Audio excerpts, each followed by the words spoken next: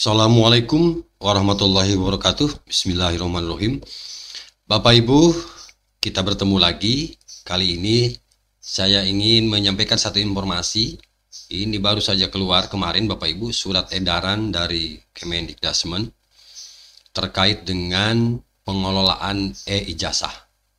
Nah, kali ini kita akan coba untuk membacakan ya surat edaran yang terbaru ini dari Kemendikdasmen terkait apa peran dan tugas Dinas Pendidikan dan apa juga ya tugas satuan pendidikan ya dalam pengelolaan e-ijazah, baik itu di jenjang SD, SMP, SMA, SMK dan sederajat. Baik Bapak Ibu, izin nanti saya untuk membacakan edaran ini. Mohon tidak di skip dulu Bapak Ibu, silakan nanti disimak ya sampai selesai.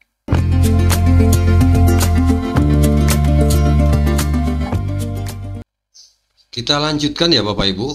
Ini surat edaran yang dikeluarkan oleh Sekretaris Jenderal ya Kementerian Pendidikan Dasar dan Menengah nomor 5 tahun 2025 tentang pengelolaan ijazah jenjang pendidikan dasar dan pendidikan menengah. Sebagaimana kita ketahui bersama Bapak Ibu bahwa untuk tahun 2025 ini ijazah akan dicetak melalui sistem ya. Jadi tidak berupa belangko yang dikirim dari kementerian, tetapi ijazah nanti dicetak oleh satuan pendidikan masing-masing. Jadi berupa e-ijazah ya Bapak, ijazah digital. Baik Bapak Ibu, ini surat edaran ini disampaikan kepada Bapak Gubernur, Bupati, Wali Kota ya di seluruh Indonesia.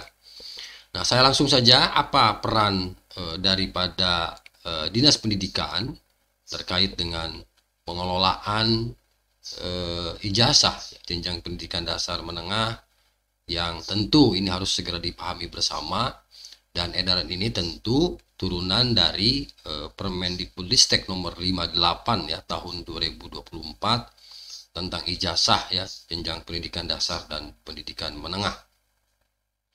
Baik Bapak Ibu, edaran ini tentu ijazah atau e-ijazah ini dikeluarkan tentu dengan tujuan untuk memberikan panduan teknis ya, sistematis agar seluruh proses pengelolaan ijazah mulai dari validasi data, penomoran ijazah, pencetakan, penatausahaan hingga pendistribusiannya berjalan tertib serta meminimalkan kesalahan atau penyalahgunaan dokumen ijazah. Nah, yang pertama di sini Bapak Ibu, bahwa untuk pedoman digunakan sebagai acuan nanti Bapak Ibu, baik itu untuk Dinas Pendidikan, kemudian satuan pendidikan, termasuk para pemerhati pendidikan. Nah, pedoman ini nanti bisa diunduh ya atau dilihat melalui tautan ya yang dikelola oleh kementerian melalui ijazah.data.kemdikbud.go.id. Nah, itu untuk pedoman sebagai acuan. Lalu yang kedua, ini tugas dari atau peran dari Dinas Pendidikan. Yang pertama, agar mensosialisasikan pedoman kepada seluruh satuan pendidikan sesuai dengan kewenangan di wilayahnya atau lingkungan masing-masing. Lalu yang kedua, melakukan pembinaan, pendampingan, dan pengawasan implementasi pedoman.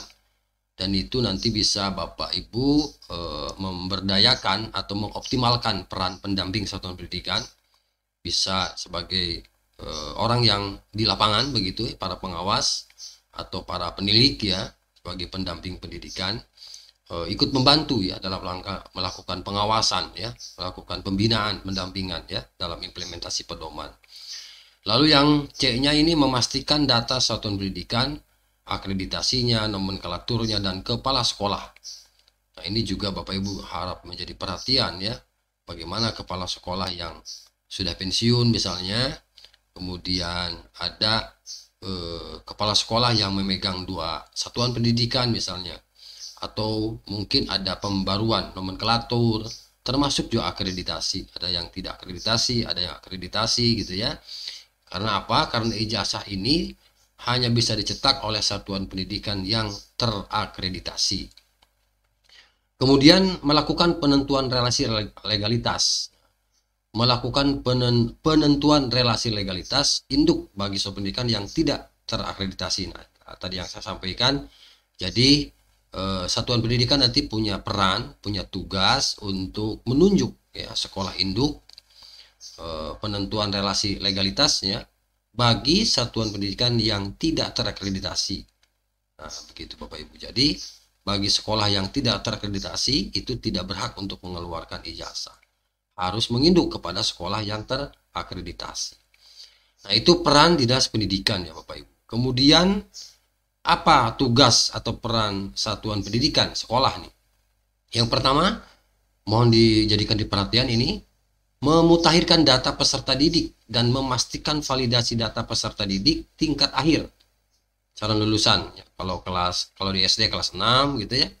Kalau untuk di SMP itu kelas 9 ya. Kemudian kelas 12 bagi SMA SMK. Lalu memeriksa data kepala sekolah. Ini untuk memeriksa kebenaran data, bahwa data yang sudah dimasukkan sudah benar ya Bapak Ibu. Lalu menetapkan status kelulusan peserta didik, kemudian memperhatikan tanggal waktu dalam setiap tahap pengelolaan data induk ijazah sesuai dengan lini masa yang telah ditentukan. Ini jangan sampai terlewat Bapak Ibu ya. Jangan sampai Bapak Ibu bablas waktunya. Jadi mohon diperhatikan lini masanya.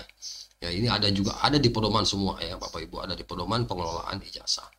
Nah, itu Bapak Ibu tugas satuan pendidikan yang harus menjadi perhatian bersama, terutama Bapak Ibu kepala sekolah, teman-teman kepala sekolah, juga teman-teman operator atau teman-teman yang ditunjuk sebagai pengelola ijazah di satuan pendidikan maupun di dinas pendidikan.